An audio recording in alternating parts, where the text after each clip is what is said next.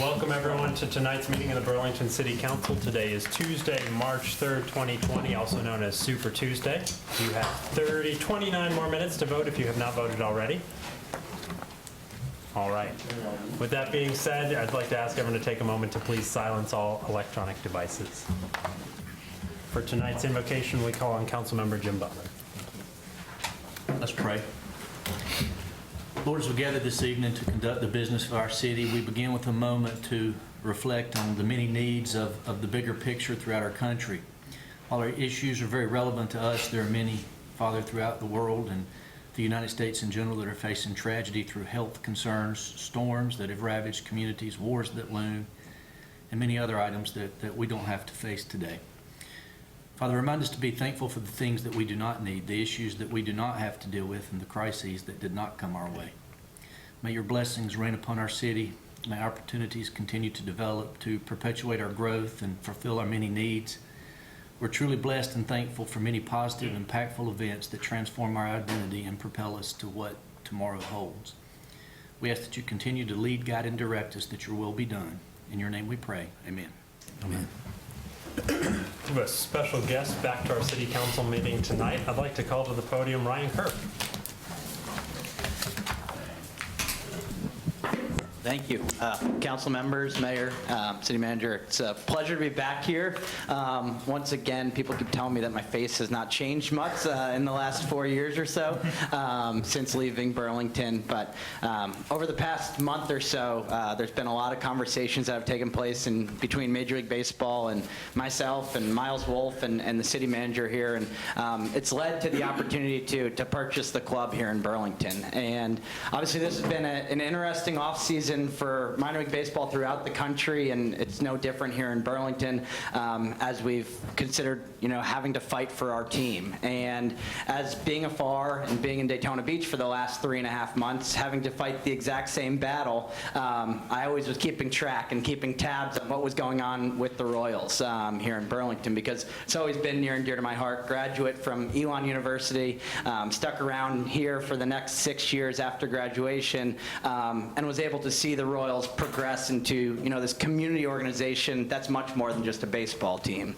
And so when leaving in 16 for Daytona Beach, I always thought, hey, it would be great to get back to North Carolina at some point. And so with this off season, and then when Miles presented me with this opportunity, it felt like a no-brainer, and really a no-brainer for a few different things. I think one, the support of the city here, the support between Harold and Hardin always has been second to none. You council members have constantly supported the city's vision of what Burlington Athletic Stadium would look like, and what the Royals will do for this community.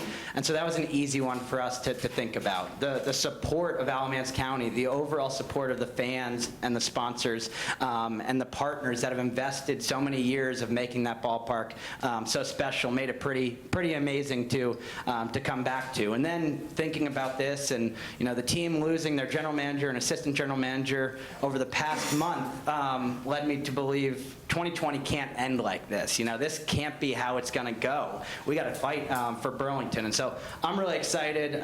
We're going to maybe cause a little bit of a disruption in Daytona Beach. We're losing two of our probably most energetic, passionate, and committed folks that are going to come up here. And they're not committed to Burlington for 2020, but they're committed to 2021, 2022, 2023, and really focusing on what Burlington baseball will look like, for the next 35 years. So as we look to re-energize the club, we look to reunite with the Royals, it's all about, how do we become a big part of this community and stay involved 365 days a year. So let me please introduce real quick Anderson Rathbun, who will be the team's general manager. Anderson actually interned in Burlington in 2015 and then has spent the last 3.5 years working under me. And then Thomas Vickers, who will be the team assistant general manager, has previous stints with the Philadelphia Phillies, Stetson University, University, and then most recently with the Daytona Tortugas. So Thomas and his wife have already purchased a house, and they're on their way moving up here. Anderson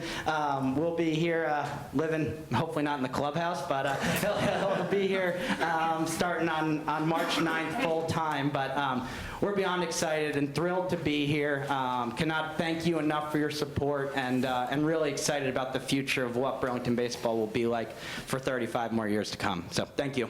Excellent. Thanks, Ryan. Other way. Just take it off, folks. Now, Ryan, it's good to have you back. I know you brought a lot of energy to the team when you were here, so welcome back to town. Welcome to your team. Thank you for the breath of fresh air. That was wonderful. At this time, we recognize our interim city clerk, Beverly Smith.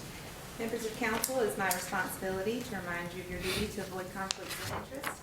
I ask if there are any potential conflicts concerning tonight's agenda items. Mayor, I'm going to ask to be recused from item F under consent under my attorney's rules of professional conduct. Do I hear a motion to recuse Councilmember Ward from item F? So moved. Second. All those in favor, please say aye. Aye. All those opposed? Councilmember Ward is recused from item F. Do ask that when we get to the consent agenda approval, we may separate item F so Councilmember Ward can vote on the rest of the items. So before council are minutes from January 6th, 2020 work session, January 7th, 2020 city council meeting, January 21st, 2020 city council meeting. Do I hear a motion to approve those minutes? So moved. Second. All those in favor, please say aye. Aye. All those opposed? Minutes have been approved. Before council are two additions to the agenda. Item H, consent agenda to set a date of public hearing for the City Code of Ordinances amendments to chapters 2, 14, 22, and 37. And item 1, new business to adopt a resolution for Hawthorne Lane right-of-way. Do I hear a motion to approve those additions to the agenda? So moved. Second. All those in favor, please say aye. Aye. Those opposed? Additions have been approved. Before council is the agenda with the two additional items. Do I hear a motion to adopt that agenda? Make a motion we adopt the agenda with the additions. Second. All those in favor, please say aye. Aye. All those opposed? Agenda has been adopted. Next is our consent agenda. I'll read items excluding F, and we'll vote on those first. Consent agenda, item A, to renew an agreement between the City of Burlington and North Carolina Department of Transportation Rail Division for the Last Mile Program. Item B, to approve a request from St. Mark's Church to hold an immersion baptism service in city-owned Lake Camac at the marina on August 30th, 2020, from 3 p.m. until 7 p.m. Permission is also required from the North Carolina Department of Environmental Quality upon City Council approval. The petitioner will be required to provide lifeguards. Item C, to adopt banking resolution authorizing signers for the CDBG checking account with the American National Bank and the City of Burlington's Investment Authority with Wells Fargo Securities, LLC. Item D, to approve reclassification of the Transportation Director Level 39 to Director of Planning and Transportation Level 42, effective upon council approval. Item E, to approve a reclassification of the Planning and Community Development Director Level 39 to Planning Manager Level 36, effective upon council approval. Item G, to award a contract to Sam W. Smith, Inc., and approve budget amendment 2020-26, Stormwater Fund for storm drainage improvements on Bowman Avenue. And item H, to set a date of public hearing for March 17, 2020 to receive citizen comments and for the City Council to consider adopting amendments to the City Code of Ordinances, Chapters 2, 14, 22, and 37. Do I hear a motion to approve all those items excluding F? So moved. Second. All those in favor, please say aye. Aye. All those opposed?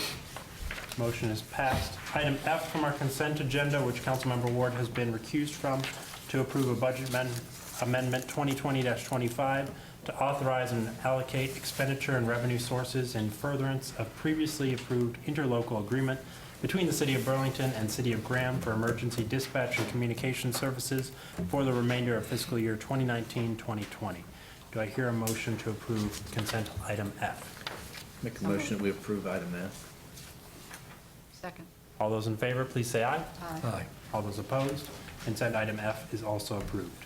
concludes our consent items. We have one item of new business tonight. Item 1, City Council will consider adopting a resolution for the City of Burlington to accept the dedication and resume maintenance of the city's streets and right-of-ways initially set out in the Rockwood Acres subdivision, including the unopened portion of Hawthorne Lane right-of-way that runs from the edge of the Ridgecrest Avenue right-of-way westward to the eastern border of the Phase 2 Oak Forest subdivision, and to establish a pedestrian greenway and bikeway therein.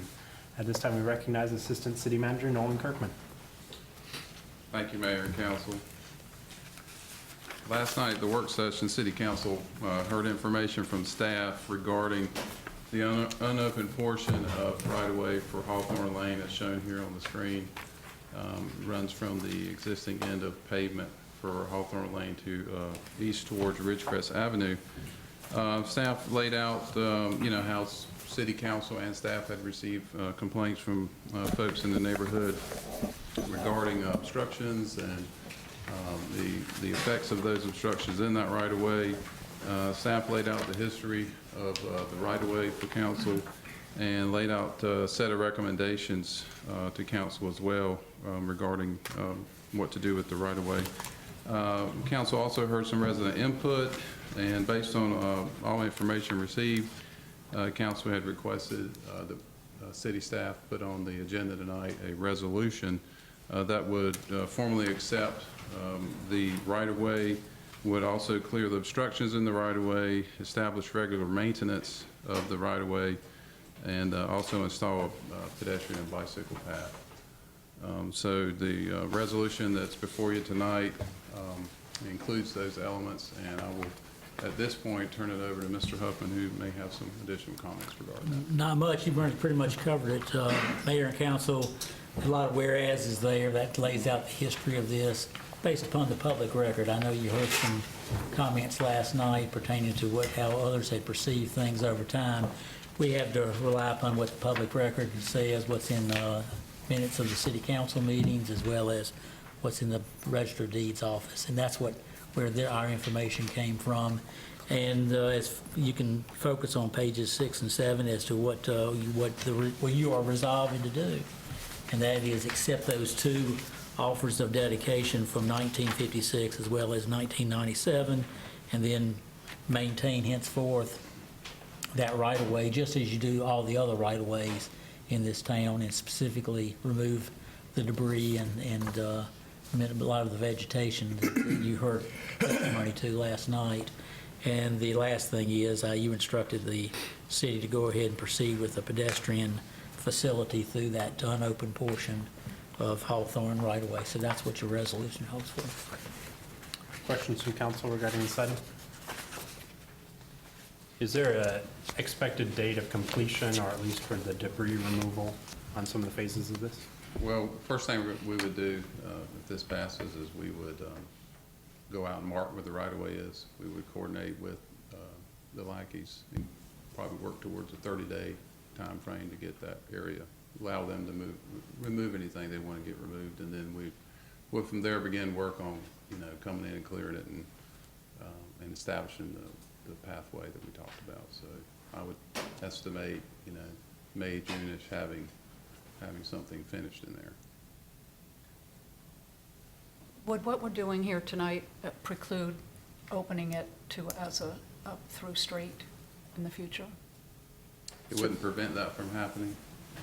Certainly not. It is the city's public right-of-way. Okay, and if at any point in time this city council makes a determination that's in the best interest of the citizens of the town to move forward with opening up a road through there, that's your prerogative. Other questions from council? Do I hear a motion regarding this item? So moved. Second. Any questions regarding the motion? Motion is to approve the resolution. All those in favor, please say aye. Aye. All those opposed? Motion is passed. Mr. Mayor, if I could, I want to take the time to thank particularly Nolan, Todd, and David, because I know there was an awful lot of research and time put in this subject, and something that can happen pretty quickly up here took an awful lot of hours and research and thought to get it to here. This is an issue that's been talked about for some time. I thought last night was a really good way of having people with different opinions voice those opinions, but coming to the facts that we had before us to make a decision such as this. Obviously, not everybody's happy, but for the most part, I think this was certainly the right thing to do. Thank you, Councilmember Owen. I'll underscore that. That's a lot of work involved here. Good job on behalf of the staff. And I think, and all this is going to be recorded too, and that's a very good document in the register of deeds because people can go right to it and they know what the story is. And that's what Harold was alluding to. And it's all here, so. Yeah. As mentioned, the whereas statements in the document do chronologically detail the history of that property and the changes there. So- Well, when your research, I'm pretty old, and when your research predates me by 10 or 15 years, you've done your homework. Yeah. It goes back. It goes back. We have no public comment this evening. That moves us to city council comment. Do I hear any comments from the city council? I've got a couple items that I do want to mention. We continue to approach census time, and so folks will begin receiving their census cards in the mail this month. I want to thank our city staff for the City Works newsletter that went out and is currently going out in water bills right now. This is a nice write-up with the census details. So if anyone has any questions about how to complete their census this year, how to do it online or on the phone, it's all spelled out there, or also on the city website, burlingtonnc.gov/census2020, or you can go to census2020.gov. So lots of information out there. We hope that everyone participates in the census this year. And staff will continue to be able to support anyone with questions along the way. We're also coming up on time for our boards and commissions appointments. If anyone's interested in serving the community, this is a great way to get your foot in the door to helping the city council make decisions. A number of commissions such as Planning and Zoning, Historic Commission, and Tree and Appearance that are all searching for new members. In this cycle, applications can be completed online at the city website /boards, and City Council will appoint those in the May-June timeframe. Also, a couple events coming up. We have the St. Patty's Day Bash coming up Saturday, March 14th from 5 to 9:30 p.m. with live music, food trucks, and a beer garden in downtown. So we invite folks out to enjoy those festivities. It's been an overwhelmingly popular festival each year since we started it. And lastly, I want to share an article that I came across recently with my fellow council members, and I have some additional copies if press or anyone else would like one. This is a topic of water and bottled water that comes up quite frequently in municipal discussions.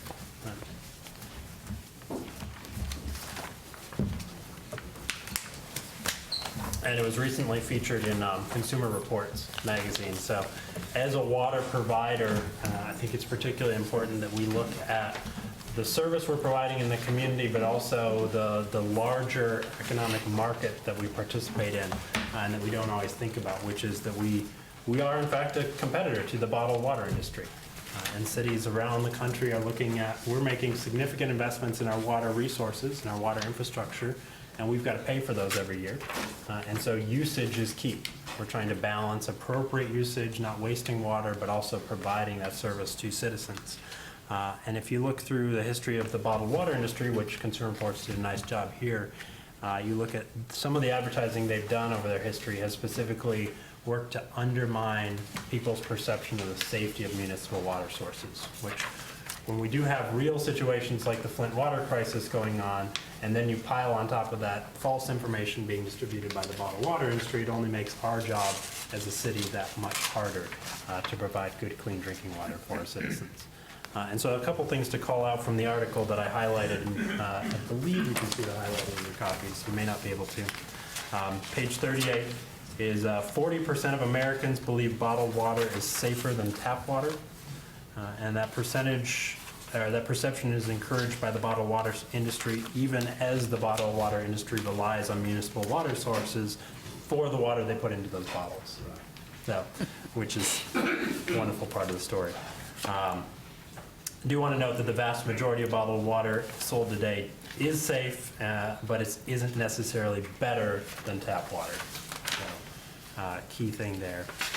Page 40, companies aren't required to make the results of their tests available to the public and often don't, while we as municipalities are required to make our results available. And I want to commend our staff on how easy these results are to find.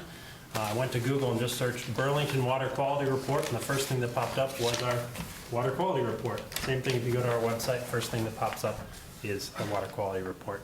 And I believe these also get mailed out periodically to citizens. One of the things they talk about in this article is that many citizens feel they've never seen this report or that it may be hard to digest. So there may still be some work to do to help citizens understand all the ratios and the terminology on these reports. But I appreciate that we're at the front of the curve about making this transparent and available, unlike the bottled water industry. So again, page 40, Consumer Reports found that the decision of what to use as your primary drinking water depends on where you live, the health of your municipal supply, and the pipes in your home. And then they mentioned briefly that we need to build more resilient water systems. That's something we've talked about continuously as we see abnormal water events, as we see water quality concerns. We're always looking at how do we make sure we provide that water for all of our citizens. Next item. Next page is 34% of Americans, or roughly 110 million people, say they regularly avoid drinking tap water at home because of safety concerns. So about 1/6 say they don't drink their home tap water at all. If you ever notice, council is very proud that we always drink our tap water. It's bottled water.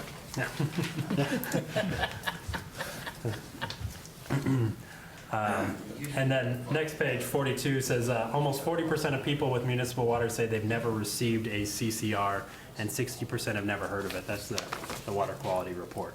So again, there's a big gap there as far as helping people understand what this is, where you find it, and what the information is on it, and why this is important to understanding what's going on with your municipal water supply.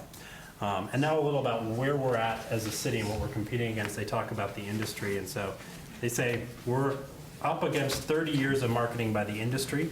At the time, there's been a really explicit campaign to demonize tap water, to the point where Coca-Cola and Olive Garden participated in a campaign called H2 No to push money-making beverages instead of tap water at their restaurants.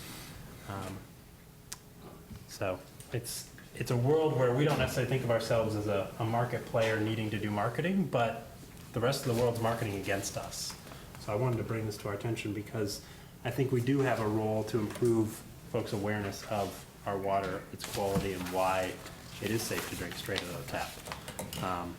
And so we'll flip forward. There's a nice chart on about who's worried about water. And I think this is what's particularly relevant about this whole article, is they looked at demographics, specifically race, ethnicity, and income, and how those factors relate to folks' consumption of water.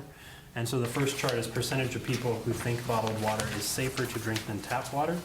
And you find that by race and ethnicity, 60% of black residents, 53% of Hispanic, 44% Asian, and 32% white. And again, that's folks who think that bottled water is safer than your tap water.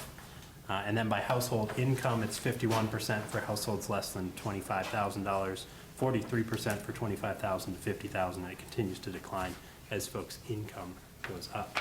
So your minority residents and your lower income residents have that perception that bottled water is safer than tap water. And I think that's particularly important if you look at the bottom where you talk about how much households spend on bottled water. So your households that are least able to afford paying a premium for safe water are the ones who are consuming more bottled water and spending more. So annual household income, and they talked about the amount spent with households less than $25,000 in income spending $15 a month, which is not that far off of a water bill. So they're spending a second water bill just to buy water out of a bottle that they're being told is safer but is not. So again, an article I just wanted to share with us as we go forward in our conversations about water, water consumption, and the future of drinking water. So, yeah. This Any doesn't questions? even mention the amount of plastic that it, There's a little bit where they do talk about some communities considering plastic bottle bans. because you think about, yes, the bottles are recyclable, but how many of them actually end up in the recycling stream, / are plastics even still a viable recycling item, which is a discussion we keep having. So when we think about the total impact of the marketing and the industry and everything that's going on, we're delivering water for much less in the cost and much more efficiently to households around the city. Other questions? Y'all's is water? Yeah, we'll drink to that, guarantee you. That concludes my comments. Any other council comments tonight? Some students here tonight? Yeah. Where are y'all visiting us from? Elon University. Fantastic. Are you here for a particular class or program? Yeah, we're in Introduction to Public Health, and so we're looking at ways that public health is represented in the community through like municipal meetings, and so we're Excellent. taking notes on how the things discussed here with public health. Really glad you brought up the water thing. Yep, that's a big one. So, yeah, excellent. So, if you have any questions for staff afterwards, I'm happy to stick around and chat with you. Excellent. Tell me so, Elon. Yes, I've got a couple extra copies that.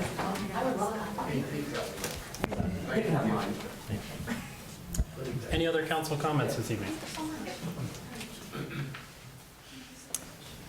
Mayor and Yes. council, I would request that the city council go into a closed session pursuant to North Carolina General Statute 143-31811A5 to discuss material contractual terms for the potential acquisition of a vacant portion of real property located at 1346 South Main Street, Burlington, North Carolina, for the public purpose of expanding the city park.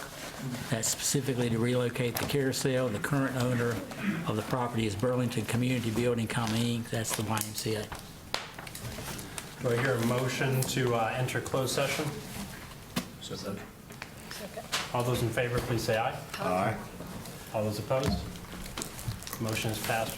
We have a couple other students. Mr. Mayor, to Yeah. be consistent, I recused myself the last time we discussed this issue because I'm on the board of directors of the YMCA, so I got asked for that consideration now. All right, so Councilmember Owen has requested recusal from this item for closed session. Do I hear a motion to recuse Councilmember Owen? Make a motion to recuse Councilmember Owen as requested. Do I hear a second?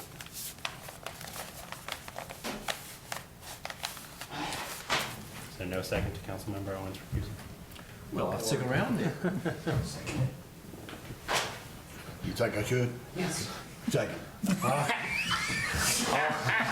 that guy right there, you can't go wrong, man. All those in favor of the motion, please say You're a aye. good man, Tom. Opposed? Thomas was the auctioneer. Yeah. We'll briefly, now we have two other students visiting us? Yes. Where are y'all visiting? We're also from Elon University. Oh, fantastic. We're from the environmental economics class, so Awesome. I guess here and talking about the water bottle industry is also very interesting. Yeah, very good. So, well, welcome. We'll go to closed session. We will return in a little bit. Thank you all.